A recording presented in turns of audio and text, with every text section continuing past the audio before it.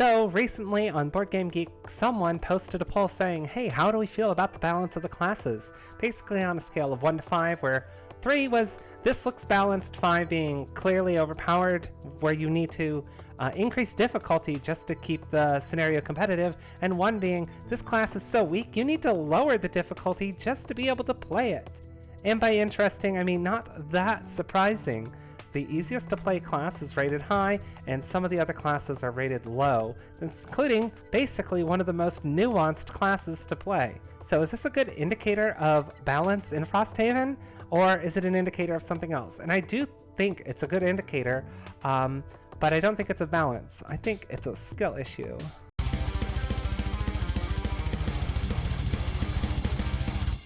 Remember to subscribe if you want more Frosthaven content, and hit that bell because you're supposed to do that. Also hit like, it really supports the channel, and if you really want to support us, join us on Patreon where you'll get early access to videos. Also consider joining our Discord. We talk about Frosthaven sometimes.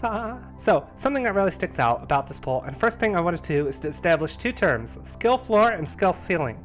Skill floor refers to the bare minimum amount of proficiency, skill, or whatever, knowledge of the game to able to play the class effectively. Not play the class and get through a scenario, but to be effective, to be competitive, to at least understand what you're doing. So for example, I think a lot of people could just bust out the brute class and play it effectively with very little. As a matter of fact, a lot of people use that as their introduction into Gloomhaven.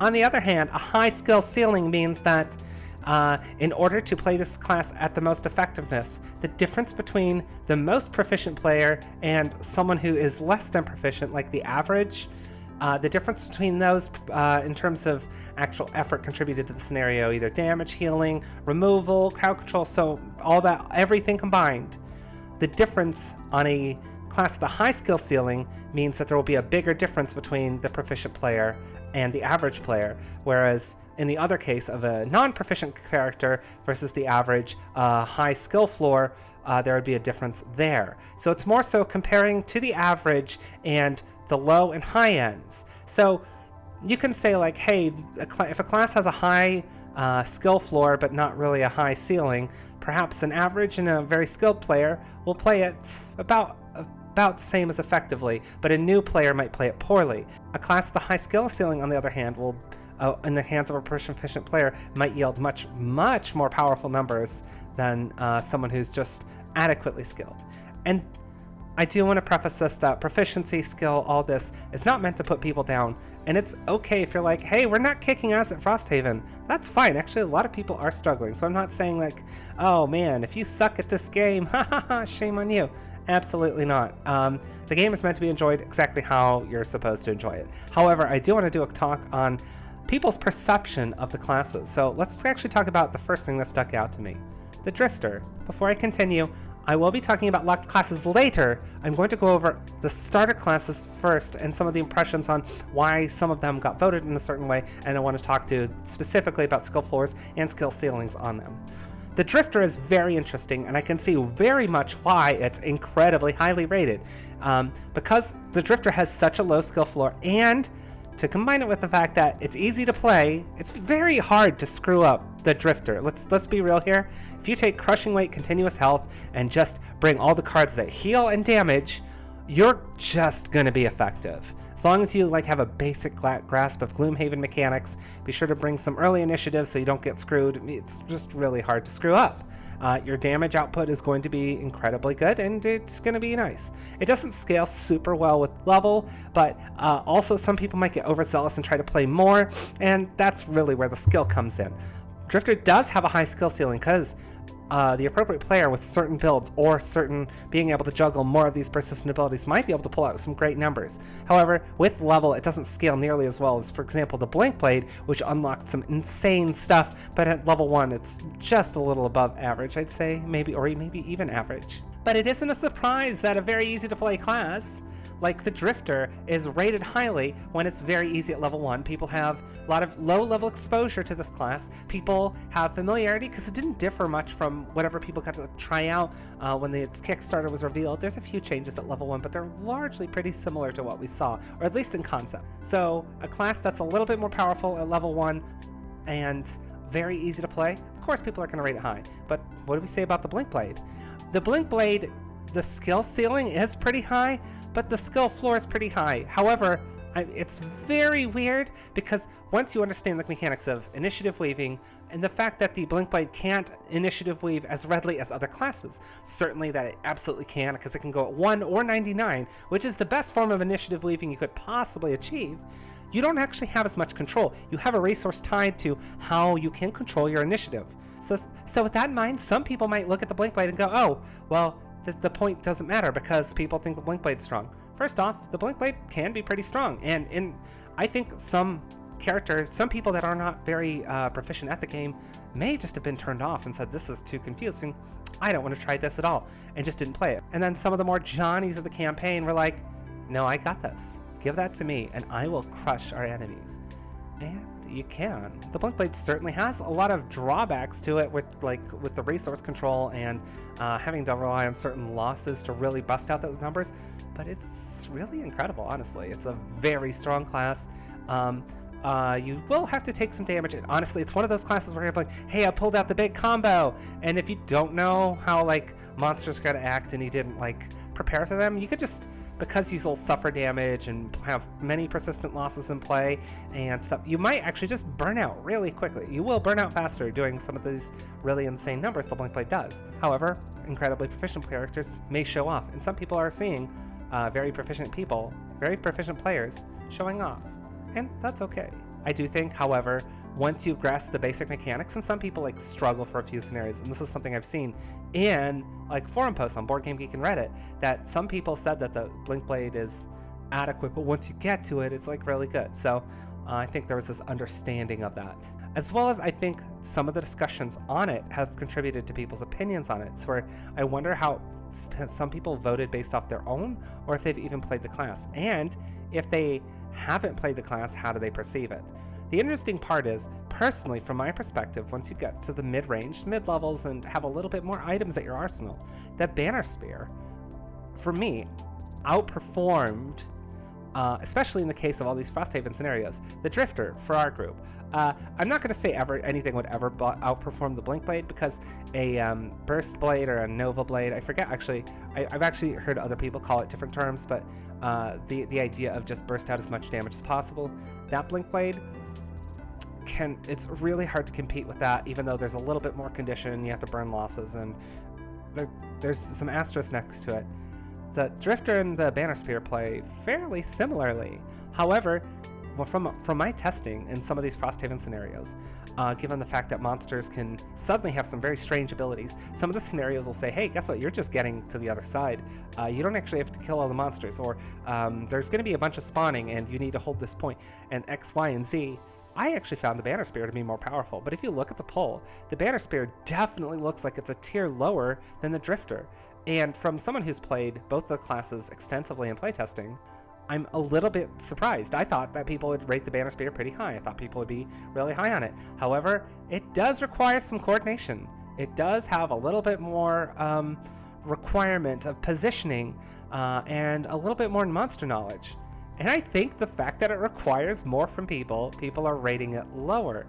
Even though I think personally, from my perspective, from my experience, the Drifter resulted in less effort. Now, of course, the Drifter had fewer scenarios that, congratulations, your build won't work. No matter what you bring, it will work. The Drifter will work in every scenario, and that's great. But the Banner Spear also has a really great toolkit, especially if you're trying to say, hey, let's all get out of here, I'm going to give us all a movement.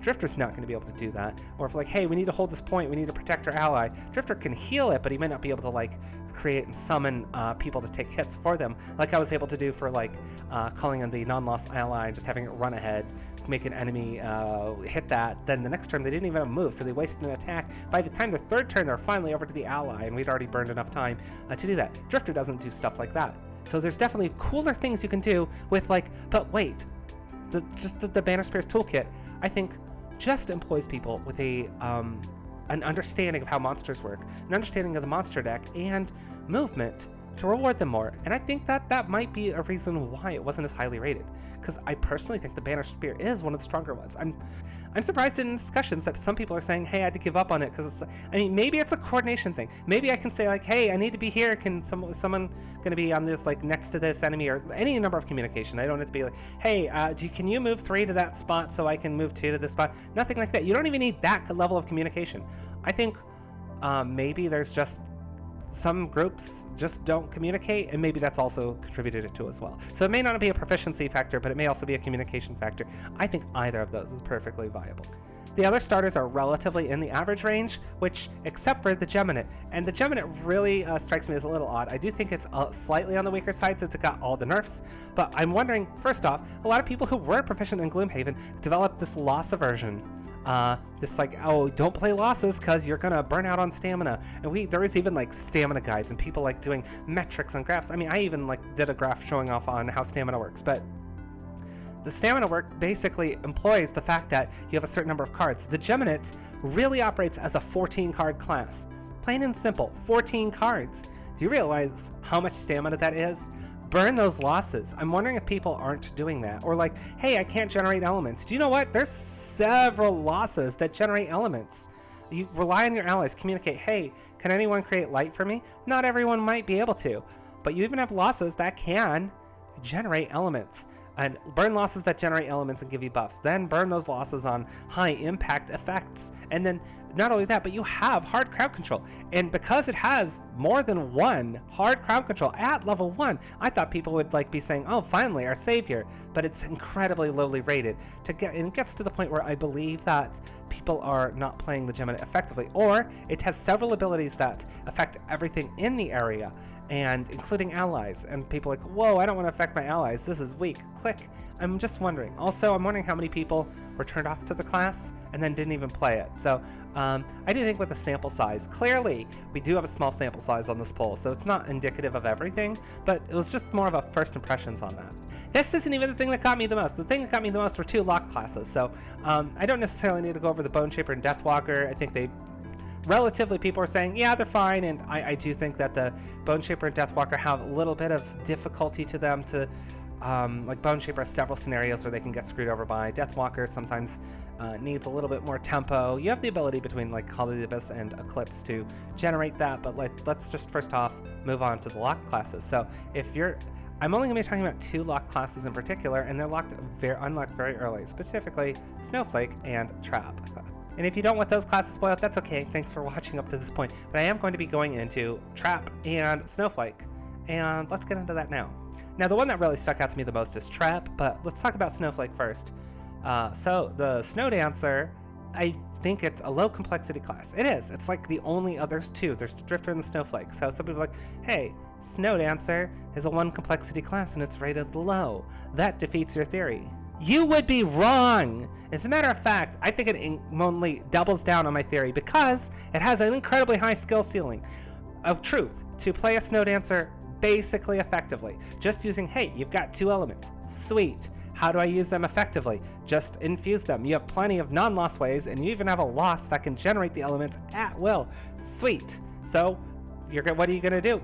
I'm going to do these things that burn elements. I'm going to heal people. I'm going to knock people away. I'm going to damage them. I'm going to curse or muddle, and that's going to be it. If you want to play the class boringly minimum, you can actually be pretty effective without trying super hard.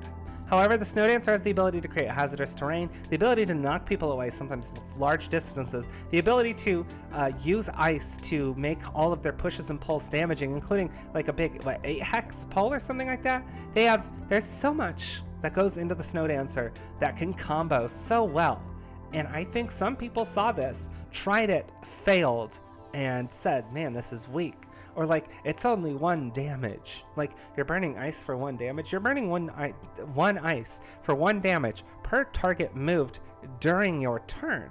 And you have tops and bottoms that both move. You have Enticing Breeze, which will pull a shit ton of enemies. And not only that, but what you can do is set up hazardous terrain in front of someone, infuse ice, which you need for the persistent, and strengthen one of your allies. And the next turn, you can knock an enemy like 50 yards away and do a damage to them, and then pull everything, including someone, into that hazardous terrain. and then do 1 damage to all the people you pulled. The damage potential on this is staggering. Like, I'm not saying that you're going to do this every rest cycle, but I do think it's like 2 to 3 damage per rest cycle pretty handily, as long as you're pulling enemies. And not only that, but like that push 3 that you get at level 1 is basically, for most enemies, a disarm. Like, so few enemies, as long as you're like doing them on the right enemies. I think some people like don't shoot an archer, but like get a melee enemy, knock them 3 away, maybe through some terrain or traps, and just like, oh, now they have to walk back. So it's basically like a disarm, and that's so powerful. And I'm surprised that people think the class is weak. Like, but that requires you to have the understanding. Now, if it said attack 1, disarm, I'm wondering, would people, I mean, of course it doesn't synergize with the class as much, but would people have been higher on it if it said that? And some of these other pushes and pulls, if they provided other status effects instead of that, because this requires an innate understanding of monster behavior. And I think that some people actually, once you start to encounter new monsters, just get confused. I think people don't ready themselves for what they possibly could be fighting, and that's okay. But it definitely makes me feel like the lack of understanding, the skill issue, leads people to think that the Snow Dancer is weak, when in fact is not. But the one that stuck out the most, the one that stuck out really in my head, and very important to me, is Trap. So the Trapper, I even heard one person literally do a complaint. I think the post is verbatim, and I don't want to dig it out because I don't want to point fingers at them, but it was like, you have to you created a damage, it was actually about Boar Catcher. You create a 4 damage, 1 experience trap, and then they have to walk into it, or you have to move them into it. So it takes like 2 actions to get to do 4 damage. And they said like, that's like less effective than the Brute. How did this get past testing?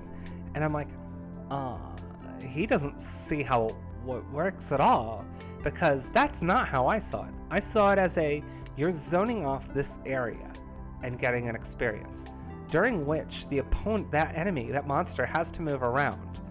If they can't move through it and they have to move around, and avoiding that hex causes them to miss an attack, this is like disarms. Or sometimes they have to take long ways around, and like, you can block off stuff. And take a look at the scenarios. There are so many scenarios where they're cluttered with ice and fallen trees and stuff like that, to where enemies will be like, nope, not going through that trap, going somewhere else. There's plenty of choke points. Drop it on a door and then rest and watch the enemies literally walk through it, or walk it around a door and make them have to take a long way instead of a direct route. Even the ones that are like, hey, drop 2 1 damage traps. Do you realize how much zoning you can do with 2 traps? You can literally start creating long rounds. And some people are like, but that only works against like melee enemies who can't fly. What about those? Spring-loaded is actually really powerful. The funny part about spring-loaded is, by the way, I dropped that and then dropped a trap and saved one of my allies' summons from even getting an attack. Then the next turn, dropped a trap in front of him while my ally was long resting, and then they had to walk through the trap to get to the summon, and then they died on that trap. So like, you have the ability to do stuff like spring loaded, which I realize that is one way, but how do you deal with ranged enemies? And you can kind of work it the same way with them, but you also have like dismantle and other ways like to turn traps into damage abilities. Or you have support traps, which don't give a shit on what the enemy is. You want the allies to step through it, but also want it to zone off enemies. So support traps like heal 4, gain 1 experience, and zone off a hex. I'm just saying, if you can zone off a hex and gain an experience, and then later in the scenario, an ally or yourself can move through it and heal 4, that's a lot. Not only that, but you have strengthen traps and bless traps also at level 1. Like, you have a non-loss strengthen trap, a non-loss bless trap, and a heal 4 and a heal 2 trap at level 1. So if all you want to do is zone stuff off and then let your allies move through those traps for great effects, like, because the enemies will avoid those traps, take long things, but your allies aren't going to be like, well, I have to avoid that because it's a trap. No, they still have good paths through it. And I think that's what people underrate on the support trap build, is those support traps wall stuff off for enemies, but not for allies. As a matter of fact, it kind of helps them. So like, something I would constantly do is be like, I'm going to drop over here and put this 4 damage trap here, but I'm also going to, right next to me, place this bless trap. So now the enemy has to take this long way around, and then my ally just had, which was at the time with Blink Blade, just ran through the bless trap and then bonked him after the enemy didn't do their, missed their attack. And then on another turn, just did a pull through that trap. So it doesn't matter, he's got 15 health. A blink blade just slapped him, he spent a turn avoiding a trap, and that blink blade got blessed, and he just got raked into a trap and died. Works great. So how are people screwing it up? What's the skill issue? It does require you to have a good understanding of monster behavior. It does require you to look at the scenario saying, how many of these enemies fly? How many of them have ranged attacks? Like, and some people, I think, just say, here's my hand. I'm going to use these cards, and these are mine. Yay! That's not a good strategy, by the way. But, like, imagine if you were doing something incorrectly and then saying, well, it's the trapper's fault. The class sucks. The problem may not be the class, just FYI. Like, how did the playtesters sign off on this? The playtesters might actually be good. It's a skill issue. It's a skill issue, baby. So where is it? So where is the trap and power? Honestly, I think it's one of the more powerful ones. I think during the first scenario, I was a little bit like, oh, this is a bit rough, and I realized, like, let's use it way more for zoning purposes. Let's drop more bless, and let's do more of this. And by the second scenario, I'm bringing more things. It took me, because the trapper is one of the classes I didn't test. So I went into it. I knew what it was, but I didn't know how to do it. But after one scenario, that was enough for me to, like, start really kicking ass. And then using dismantle and other things for really mega traps and dropping enemies. As a matter of fact, actually, we had a big boss fight, and during that scenario, I was the damage leader as a trapper. So I find it hard to not just once, but several scenarios, be the damage leader in our group with a class that's supposedly weak. I don't think it's the class's fault. It's a skill issue. So how do you fix that? Well, you identified the problem. The problem is a lack of proficiency. And the answer is starting good habits. I'm going to be honest, and this is something I've seen a lot with, like, very amateur mistakes, is people playing Gloomhaven and Frosthaven. And the Frosthaven classes do not play like Gloomhaven classes. Don't try to just overpower enemies through a scenario. Don't always rely on just direct damage. If you have access to hard crowd control or pathing things, use them. If you have the ability to try to guess, this might be an initiative, and you can't predict everything, especially if you're like, when can eels go? What's their initiative? If you haven't seen them before, you won't know. So you're not going to be able to read the minds of every monster. I'm not saying look through every deck, understand all of their abilities, but you usually will find, say, hey, they have these kind of abilities that go early, and these kind of abilities usually go late. You usually have a rough estimate, and then you can usually try to plan for some effects. Now, if you're like, hey, this guy's suddenly summoning a living spirit, how do we deal with that? So that's probably something you necessarily can't plan for. But really double down on basics. Get better at communication. Communication goes a long way, especially in Frosthaven, where it's saying, like, hey, who's going to open the door? And there's so much that goes into Frosthaven that I think has increased the difficulty, that some people are blaming the game rather than, like, trying to get rid of some of these bad habits that they may have developed. They may have had good habits when they played Gloomhaven, but then developed bad habits when they suddenly had access to incredibly powerful classes. And now that Frosthaven doesn't reward you with, like, some of these elite classes, I think some people are struggling a bit. And I do think it is good that Frosthaven does have some classes, like the Drifter, or and some of the luck classes. I'm not going to list some of those, but there's several classes that don't necessarily require a lot of thinking to play it at least adequately. I'm glad we at least have a few of them, but let's be real here.